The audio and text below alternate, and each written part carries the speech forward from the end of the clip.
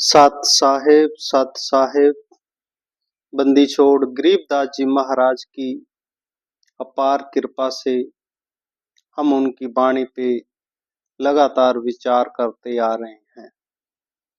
तो जरना के अंग पे हमने काफी विचार कर लिया, तो कुछ साखियां हैं उन पे और विचार करते हैं एक बार फिर। महाराज आगे फरमा रहे हैं, गरीब जरना बिन जोगी ए फल, वस्तु न लागे हाथ है, बिन जरना क्यों पाइए भाट बकी पर भात। कहने का भाव क्या है, महाराज बंदी छोड़ फरमा रहे हैं कि जरना बिना जोगी ए फल। कहते हैं कि जिसमें जरना नहीं है, जिसमें पूर्ण विश्वास नहीं है, जिसमें पूर्ण समर्पण नहीं है, जो दृढ़ निश्चय नहीं है, जिसमें उस पूर्ण मालिक की पूर्ण पतिव्रत की अवस्था नहीं आई, तो अगर वो जोगी बन गया, वो संत बन गया, उसने कपड़े पहन लिए, उसने संतों का भेष ले लिया, अगर वो कुछ और भी कहीं जो जो करना होता है वो कर लिया, तो महाराज कहते हैं वो है अफली। फल नहीं मिलेगा उसको, उसका फल में नहीं आएगा। जैसे कोई वृक्ष हो और उसके कोई फल ही ना लगे तो वो बांझ होता है। ऐसे ही महाराज कहते हैं कि जैसे एक स्त्री है, उसकी शादी हो गई और बच्चा ना हो तो वो बांझ है। वो पूर्ण स्त्री कहते हैं इस संसार में तभी होती है जब वो बच्चे की मां बन जाती है, तब उस परमात्मा की दिव्य कृति होती है, तभी वो बच्चे को जन्म देती है। और नहीं तो कहते वो बांझ होती है। कहते हैं ऐसे ही जो जिसके हृदय के अंदर जरना नहीं आया और जो संत का भेष बन के संत बन गया, जोगी बन गया, तो वो अफल है, उसका फल उसे नहीं मिलने वाला, वो एक बांझ है, उससे आगे कुछ होने वाला नहीं है। वो इस जन्म में कुछ समय इस दुनियावी मान सम्मान तो पा सकता है, पर वो साहिब के दरबार में उसे कोई भी फल मिलने वाला है नहीं। महाराज कहते हैं वस्तु न लागे हाथ। कौन सी वस्तु हाथ नहीं लगेगी उसके? जो परम मोक्ष है, परम आनंद है, सदा शाश्वत सुख है, उससे वो वंचित हो जाएगा। उस पूर्ण कुल मालिक से वो वंचित हो जाएगा। उस मालिक से उसका मिलाप नहीं होगा। अगर वो मालिक ही नहीं मिला तो इस संसार में हम जो कुछ भी कृत करें, जो कुछ भी हम आडंबर करें, तो फिर उनसे कुछ होने वाला है नहीं। महाराज कहते हैं बिन जरना क्यों पाइए भाट बके पर भात। तो भाई बिना जरना तो कुछ होने वाला है नहीं। ऐसे ही लोक गायनी गाते रहो तो क्या होगा, उससे कुछ हासिल होने वाला है नहीं। किसी की स्तुति में, किसी दुनियावी स्तुतियों करते रहो, उसकी प्रशंसा करते रहो, उससे हो सकता है तुमको ये 2 टाइम की रोटी मिल जाएगी, इससे ज्यादा कुछ होने वाला। महाराज कहते हैं भाट बके पर भात।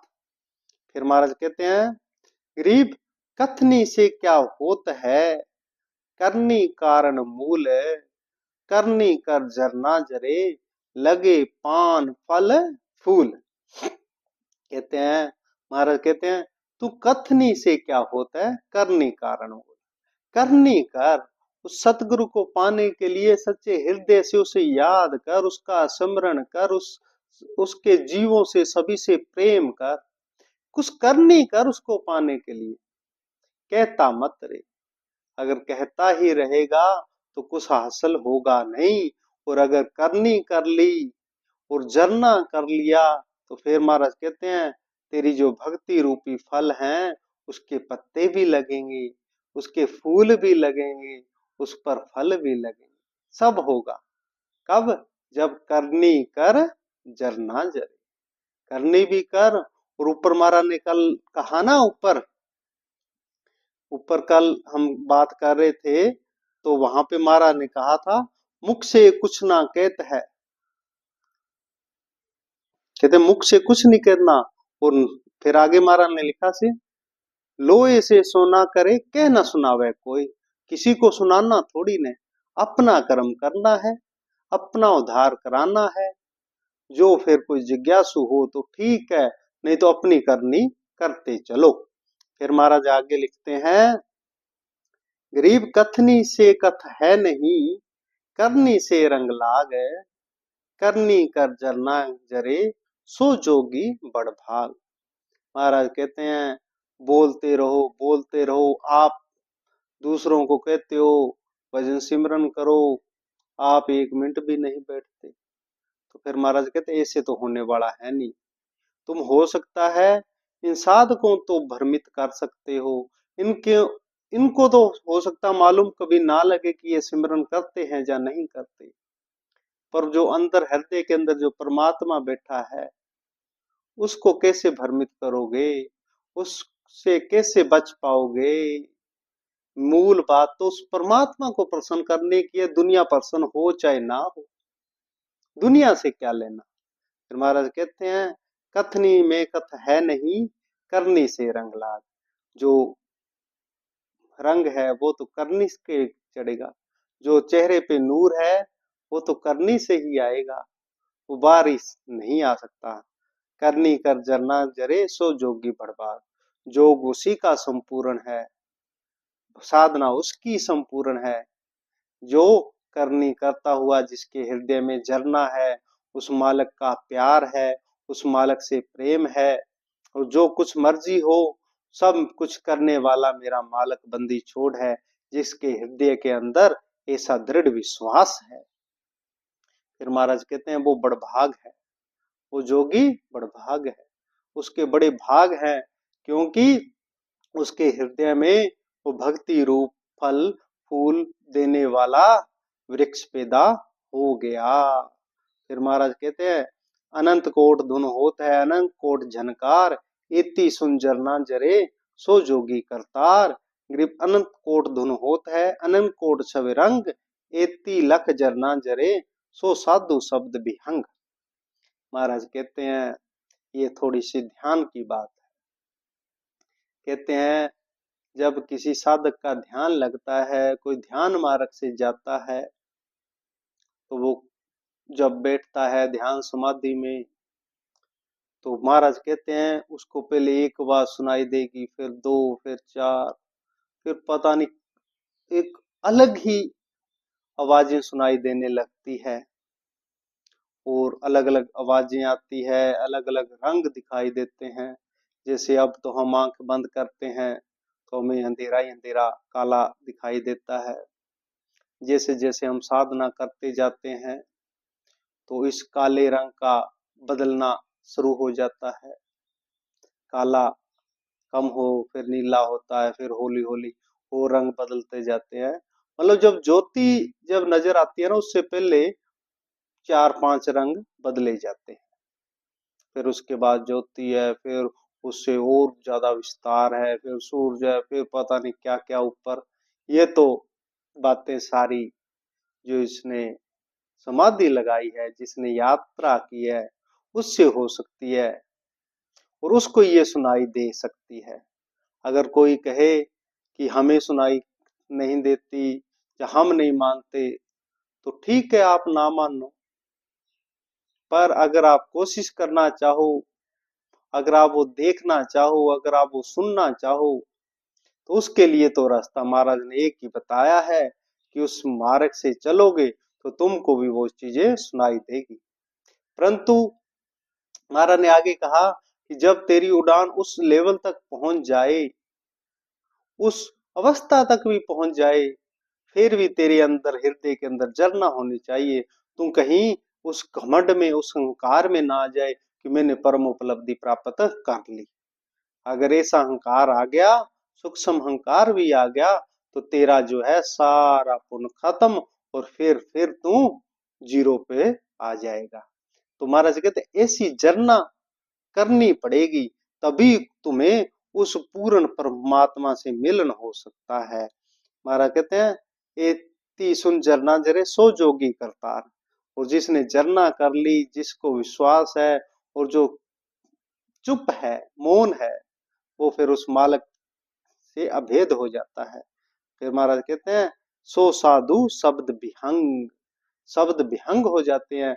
उनको ज्यादा कहने की जरूरत नहीं है, वो सिर्फ बोलते उनसे ही है जिससे उसको भेद हो।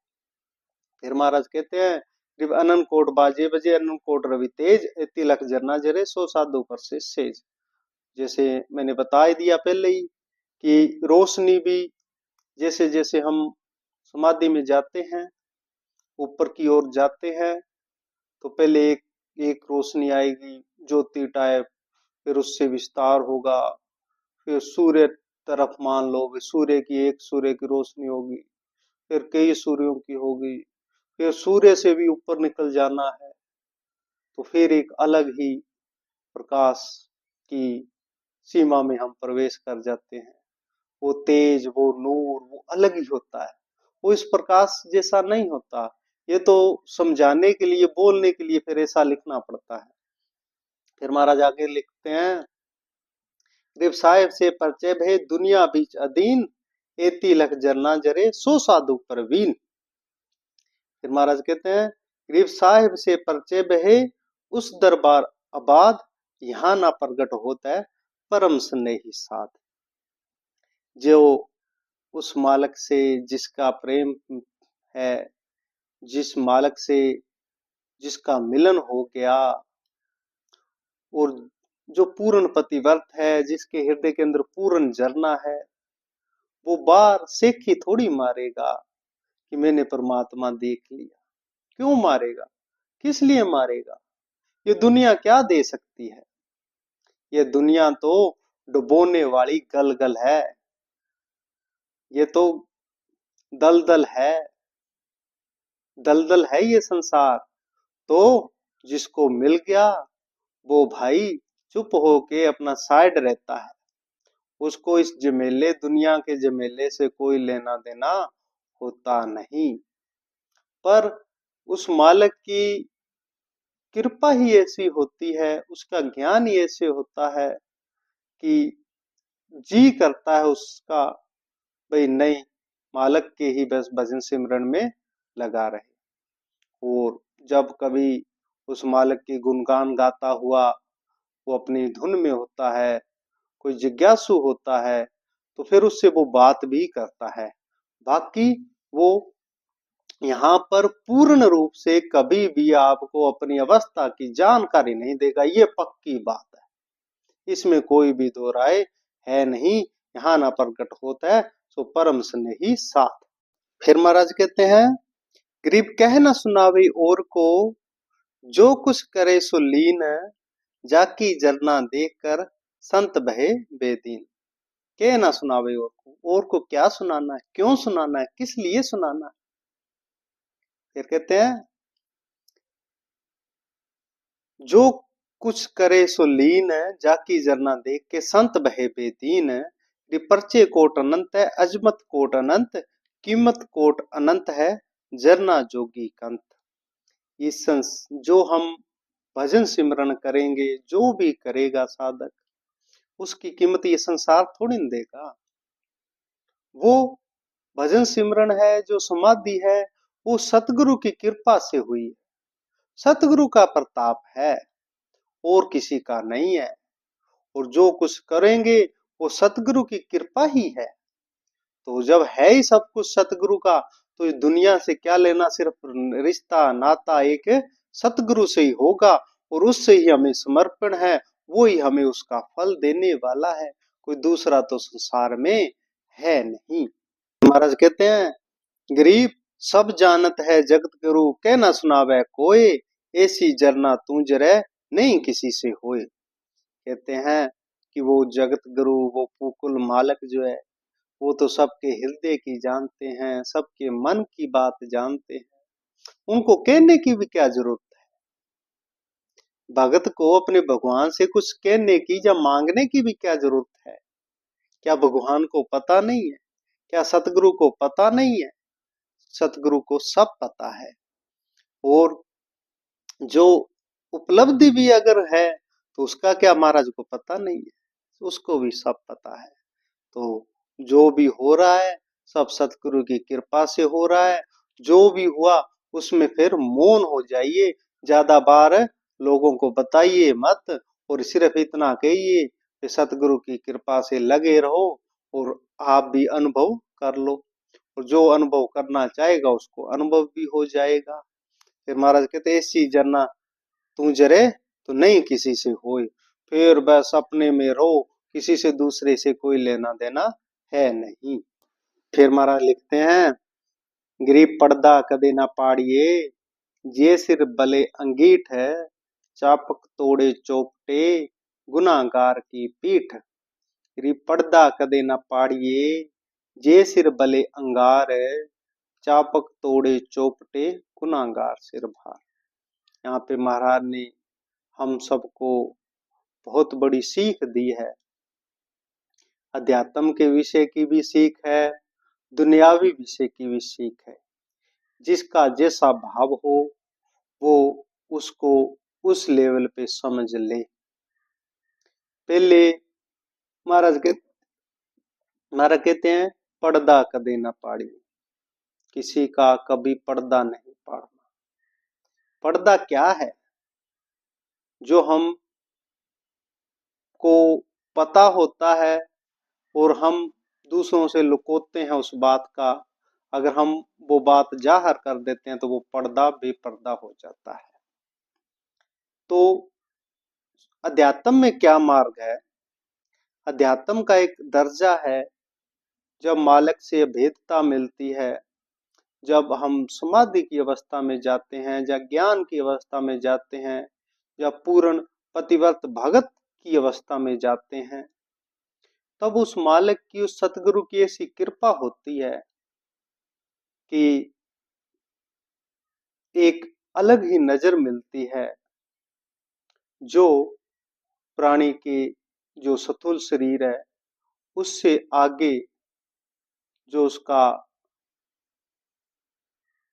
आत्मा है उस तक पहुंचती है। ऐसे समझो भाई उसको सामने वाले के जो अच्छे नेक कर्म है, जो बुरे कर्म है, उनका एक मतलब क्या कहेंगे, तोल मोल दिख जाता है, कौन सा पलड़ा भारी है। तो वो उसको दिखने लग जाता है, ये सच्चाई है।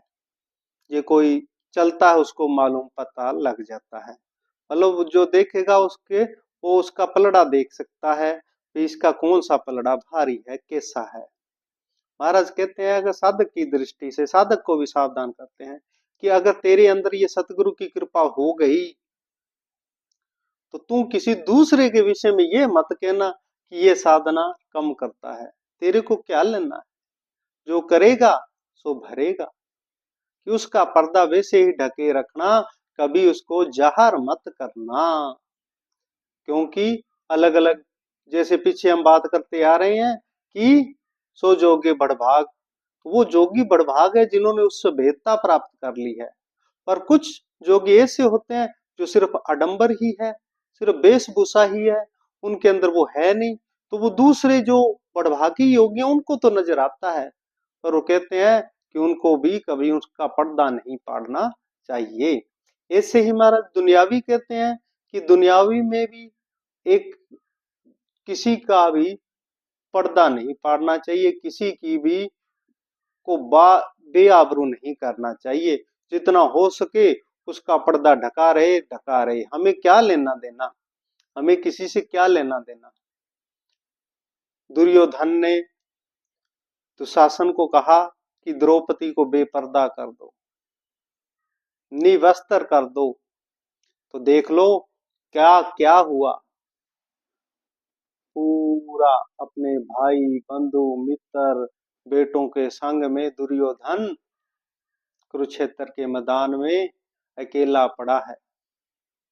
लास्ट में देखो, भीष्म पितामह जैसे, गुरु द्रोण जैसे, कृपाचार्य जैसे सारे गए, उसने द्रौपदी का जो मान का, जो इज्जत का जो पर्दा था वो हटाने की कोशिश करी तो उसका कुल नाश हो गया। ऐसे महाराज कहते हैं कभी भी किसी का भी पर्दा नहीं उठाना, कभी भी किसी को बेपर्दा नहीं करना, चाहे जो मर्जी हो, चाहे सिर पल भरे अंगार, अंगारे जैसे है ना, अगर तेरे सिर पर भी डाल देना तभी भी उसका पर्दा नहीं उखाड़ना है। और अगर जिसने दूसरे का पर्दा रख लिया तो कहते हैं, हमारा गरीबदास जी की वाणी का फरमान है कि जिसने किसी का पर्दा रखा है तो कहते हैं कि मालिक उसका भी पर्दा रखते हैं। जैसे महाराज ने आगे चल के कथा लिखी है कि द्रौपदी ने एक अंधे को कोपीन दी थी, लंगोटी दी थी। एक अंधा नदी में नहा रहा था तो उसकी लंगोटी पानी के बहाव में बह गई। कहते हैं उधर द्रौपदी अपनी सहेलियों के साथ आई तो उनकी आवाज सुन के वो जो अंधा संत था वो होली होली पानी की गहराइयों में जाने लगा। तो द्रौपदी को पता लग गया भाई कुछ ना कुछ गड़बड़ है इसके साथ में, ये अंधा है, इसको दिख भी नहीं रहा।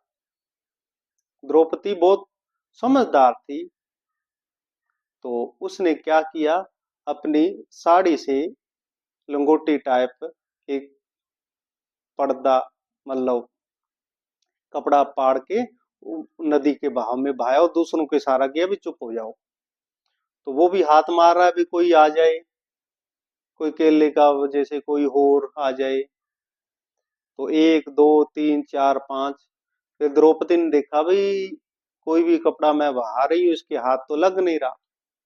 तो द्रौपदी ने एक लंबा जो है एक बांस टाइप सरकंडा टाइप लिया, उसमें लपेटा दिया और उसके आगे किया। तो कहते हैं हमारा गरीबदास जी कि वो उसके हाथ में लगा अंधे के, उसने लंगोटी लगाई और उसने दिल से आशीष दी कि हे द्रौपदी, जो भी जिसने मेरा आज पर्दा ढका है वो मालक उसका पर्दा हर पल ऐसे ही ढके। तो ऐसे महाराज ने देखो कैसे उस द्रौपदी का पर्दा ढका। दुर्योधन जैसे, दुशासन जैसे, दुशासन जैसे महाबली था वो, उसके सामने द्रौपदी तो एक नारी थी। तो क्या हुआ, थक गया, हार गया, बेहोश हो गया। तो ऐसे महाराज कहते हैं कि पर्दा कदे ना पाड़िए, कभी भी किसी का भी पर्दा नहीं पाड़ना है। कहते हैं जे सिराई होए ये पर्दा कदे ना पाड़िए, जे जाता हो शीश। फिर महाराज कहते हैं कि पर्दा कदे ना पाड़िए, जे जाती हो जान। जो मर्जी हो जो जाए तो जाए, किसी का पर्दा नहीं पाड़ना, बस जिंदगी का एक मूल आधार ये है। ऐसी ही जरना होनी चाहिए, जो मर्जी हो, जिसने मेरे साथ जो मर्जी किया है पर मैं किसी को कभी भी बेपर्दा नहीं करूंगा। तो ये अध्यात्म में भी होता है और दुनियावी में भी होता है। जो जिस अवस्था का है, जो अध्यात्म की अवस्था का, वो अध्यात्म में कभी किसी का पर्दा ना पड़े, और जो दुनियावी अवस्था में है वो दुनियावी अवस्था में किसी का पर्दा ना पड़े, तो ही कब हो सकता है।